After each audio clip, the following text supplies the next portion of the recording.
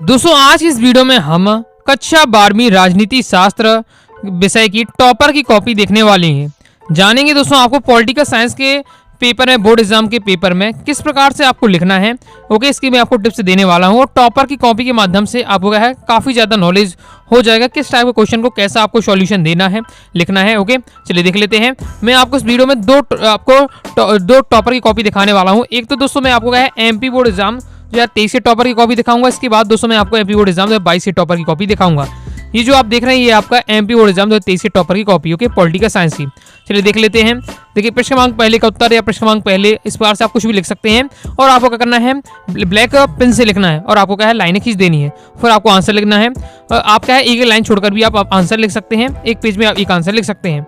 Okay, और इस topper ने क्या किया है हर क्वेश्चन का क्या है पूरा क्वेश्चन भी लिखा है और फिर उसका सॉल्यूशन लिखा है। लेकिन आपको ऐसा नहीं करना है। टॉपर ने ऐसा क्यों किया? क्योंकि टॉपर ने बहुत ज़्यादा क्या है मेहनत की होगी, बहुत ज़्यादा प्रैक्टिस की होगी। ओके, तो उसे पता होगा कि मैं क्या आराम से पेपर कर लूंगा अगर मैं क्वेश्चन भी लिखता हूँ, इसलिए टॉपर ने लिखा है। बाकी आपको क्या है जैसे रेगिस्तान है तो केवल और केवल आपको क्या है आंसर लिखना है।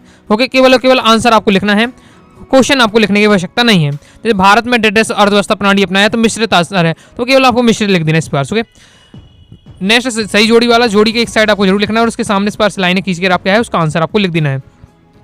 जोड़ी में आपको ये जरूर करना है कि केवल आंसर बस नहीं लिखना है, एक साइड वाला पूरा आपको क्वेश्चन कॉपी करना है, फिर उसका जो आंसर है वो आपको उसके सामने लिखना है। नेक्स्ट मांग चौथे में क्या है, जैसे यूरोपीय संघ के झंडे में कितने सितारे, ये क्वेश्चन था तो कि 12 सितारे इसका आंसर था। ओके, तो 12 सितारे बस आपको लिखना चाहिए। ओके, अब यहाँ को है कोई क्वेश्चन लिखने की आवश्यकता नहीं है। नेक्स्ट देख लेते हैं प्रश्न 5वां। तो ये सत्ता सत्ता, तो इस बार से सत्ता सत्ता किया हुआ है टॉपर ने। बाकी दोस्तों आपको सत्य असत्य लिखना, केवल आंसर लिखना है। ओके, अब देख लेते हैं प्रश्न 6 में से शॉक थेरेपी पूछा गया है। तो बेहतरीन तरीके से लिखा हुआ पहले सबसे पहले क्या है जो भी टॉपिक पूछा जाए उसकी आपको क्या करना है हेडिंग डाल देनी है। तो शॉक थेरेपी की हेडिंग डाली गई है। शॉक थेरेपी का पूरा क्या है मतलब बताया जा रहा है 3 लाइन में। फिर नेक्स्ट प्रश्न 7 में पूछा गया था सुरक्षा के पारंपरिक धारणा क्या है। तो सुरक्षा की पारंपरिक धारणा के बारे में पूछा जा रहा था। तो सुरक्षा की पारंपरिक धारणा में सैन्य खतरे को किसी भी देश के लिए क्या है सबसे ज्यादा खतरनाक माना जाता है। इस बार से 3 लाइन में समझाया जा रहा है। नेक्स्ट 8वां का अथवा किया, तो अथवा जरूर आपको बता देना है। जब भी अथवा वाला क्वेश्चन करे तो अथवा लिख देना है, नहीं करना है तो फिर लिखने की आवश्यकता नहीं है। ग्लोबल वार्मिंग के बारे में क्वेश्चन था तो ग्लोबल वार्मिंग के बारे में बताया जा रहा है। इस बार प्रश्न 9वां किया है वैश्वीकरण के बारे में बताया जाए तो वैश्वीकरण दिया है। 2 नंबर का क्वेश्चन है तो आप देख सकते हैं हर क्वेश्चन को 3 से 4 लाइन में बताया जा रहा है। ओके, बिल्कुल शॉर्ट में बताया जा रहा है। तो 2 नंबर में आपको इसी बार से करना है। ओके, क्योंकि जब आप पॉलिटिकल साइंस हो चाहे आपका हिस्ट्री हो, जियोग्राफी हो, लॉन्ग वाले क्वेश्चन होते हैं जो आपके 3 से 4 नंबर वाले क्वेश्चन, उसमें आपको ज़्यादा लिखना पड़ता है। तो ज़्यादा लिखने के लिए ज़्यादा टाइम लगता है, इसलिए आपको शॉर्ट वाले क्वेश्चन जल्दी निपट जाना है और ओके और क्या है शॉर्ट में आपको करना है। तो योजना आयोग के बारे में पूछ रहा है तो योजना के बारे में आपको बताएगा 3 से 4 लाइन। नेक्स्ट प्रश्न 11वें का अथवा, देखिए तरीका देख सकते हैं बहुत बेहतरीन तरीके से लिखा हुआ है। प्रश्न 11वें का अथवा में क्या पूछा जा रहा था भारत के पड़ोसी देश पूछे जा रहे थे। तो कितना बेहतरीन तरीके से बताया। तो अगर हम आप होते तो क्या पॉइंट लिख देते हैं कि नेपाल, बांग्लादेश, श्रीलंका, भूटान, इस प्रकार से। लेकिन टॉपर ने क्या इस बार से पूरा तालिका बना कि भारत के पड़ोसी देश डाला हुआ है पहले, फिर उसके क्या है इस बार से बता दिया है। तो इससे क्या है तुरंत ही क्या टीचर को दिखता है तो टीचर भी प्रसन्न हो जाता है और तुरंत नंबर मिल जाते हैं। नेक्स्ट क्या है सिंडिकेट के बारे में पूछा गया था प्रश्न 12वीं का अथवा में, तो सिंडिकेट के बारे में बताया जा रहा है। इसके बाद नेक्स्ट प्रश्न 13वीं का अथवा क्या है प्रेस सेंसरशिप के बारे में था तो प्रेस सेंसरशिप के बारे में बताया जाए। तो आप क्या लैंग्वेज भी पढ़ सकते हैं, क्या लैंग्वेज दी हुई है और कितने शब्दों में लिखा हुआ है। ओके, तो आप लोग लगातार पूछते हैं कितना लिखना चाहिए, कैसे लिखना चाहिए, तो इसलिए मैं आपको क्या है हर विषय की टॉपर की कॉपी दिखा रहा हूँ। ओके, ताकि आपको क्या परफेक्ट नॉलेज मिल जाए। ओके, प्रश्न 14वां किया है अथवा किया है तो बता दिया गया। ओके, इसके बाद नेक्स्ट प्रश्न 15वें का अथवा में क्या है मंडल आयोग की सिफारिश से पूछी जा रही थी, तो ये पॉइंट वाइज पॉइंट बताई जा रही है तो कंप्लीट हो जाता है। और टॉपर ने हर क्वेश्चन को लगभग नए पेज से स्टार्ट करने का प्रयास किया। ओके, नेक्स्ट प्रश्न 16वां का अथवा किया है सोवियत संघ के विघटन के कारण पूछे जा रहे थे तो कि क्या तरीके से अपना बॉक्स बना दिए हैं। 3 कारण बताए, तो पहला अंदरूनी कमजोरी, दूसरा है गतिरुद्ध अर्थव्यवस्था, तीसरा है जनता के साथ विश्वासघात। तो इस प्रकार से 3 बता दिए सोवियत संघ के विघटन के कारण और हर पॉइंट को गया थोड़ा सा समझा दिया गया है। इस बार नेक्स्ट प्रश्न 17वां है अथवा किया गया है आसियान विजन 2020 के उद्देश्य पूछे गए थे, तो ये आपका दिया पॉइंट वाइज पॉइंट दिखा हुआ किस पर स्पष्ट लिखा है आप देख सकते हैं।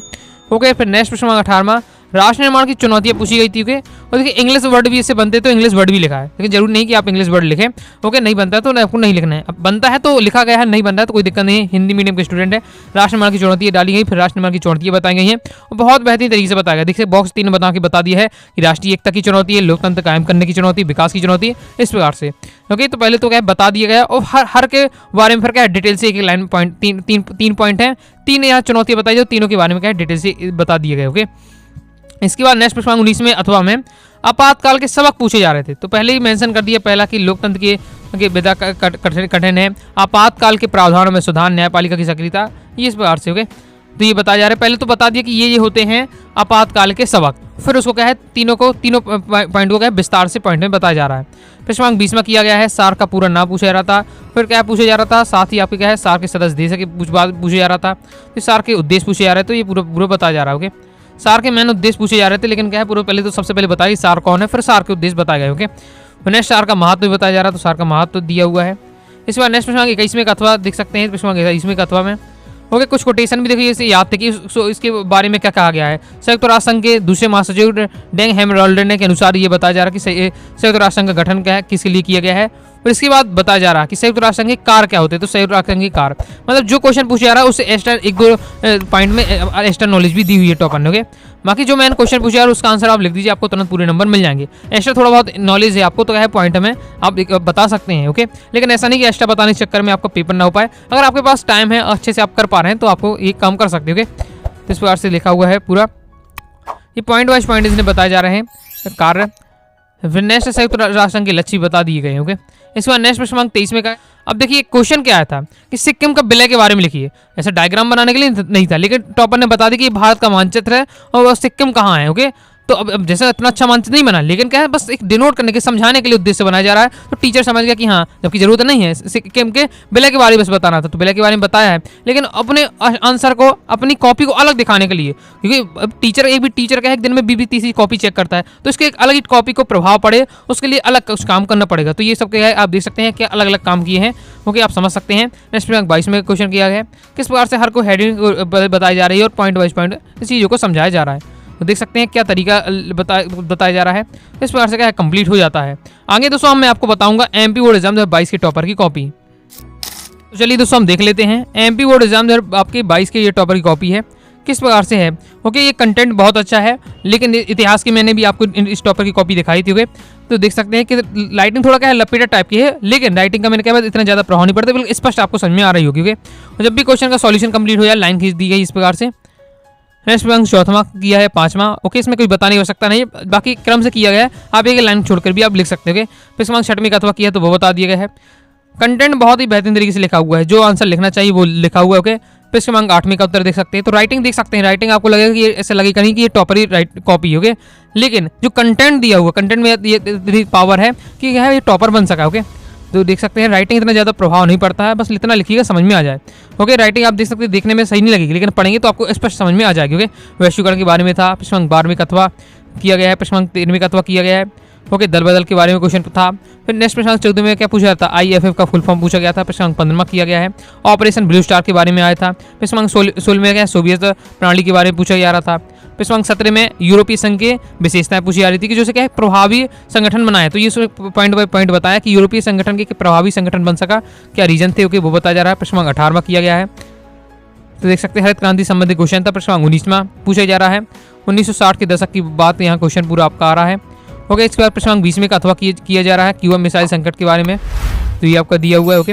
इसके बाद प्रश्न 21वां अथवा किया जा रहा है विश्व स्वास्थ्य संगठन के कार्य पूछे गए थे, तो ये कार्य बताए गए हैं, पॉइंट वाइज पॉइंट क्या है इसके विश्व स्वास्थ्य संगठन के कार्य बताए गए हैं। प्रश्न 22 में का क्वेश्चन इस बार से किया हुआ है ओके। तो आप देख सकते हैं कंटेंट किस तरीके से लिखा हुआ है, कंटेंट मायने रखता है। प्रश्न 23 में था भारतीय विदेश नीति के प्रमुख सिद्धांत पूछे गए थे, तो पहले एक बार बता दी कि ये सिद्धांत होते हैं, और फिर हर पॉइंट को लॉन्ग वाला है ओके, 4 नंबर वाला क्वेश्चन है, तो हर पॉइंट को क्या है समझाया जा रहा है, तो कंप्लीट हो जाता है। आई होप आपको समझ में आ गया होगा ओके किस टाइप से आपको लिखना है ओके। तो ये थे आपको मैंने 2 टॉपर की आपको कॉपी दिखाई है, पहले आपको एमपी बोर्ड एग्जाम 23 के टॉपर की कॉपी दिखाई है, इसके बाद एमपी बोर्ड एग्जाम 22 के टॉपर की कॉपी दिखाई है, तो आप समझ होंगे। बाकी दोस्तों क्या है प्रॉपर तैयारी करना चाहते हैं एमपी बोर्ड एग्जाम 2025 की, तो क्लास 12 पॉलिटिकल साइंस के कोर्स को ज्वाइन कर सकते हैं। उसमें दोस्तों आपको क्या है all chapter important question answer, all chapter objective question answer, साथ ही नोट्स मिल जाएगा, प्रीवियस ईयर पेपर रहेगा, मॉडल पेपर रहेगा, तो अच्छे से दोस्तों आप तैयारी कर पाएंगे। तो 90 39 53 40 79 इस दिए व्हाट्सएप नंबर मैसेज करके कोर्स के बारे में जानकारी ले सकते हैं और कोर्स को ज्वाइन कर लीजिएगा। आई होप आपको वीडियो पसंद आएगी, वीडियो पसंद आए लाइक करके सब्सक्राइब जरूर कर दीजिएगा। मिलते हैं नेक्स्ट वीडियो में, तब तक के लिए बाय बाय।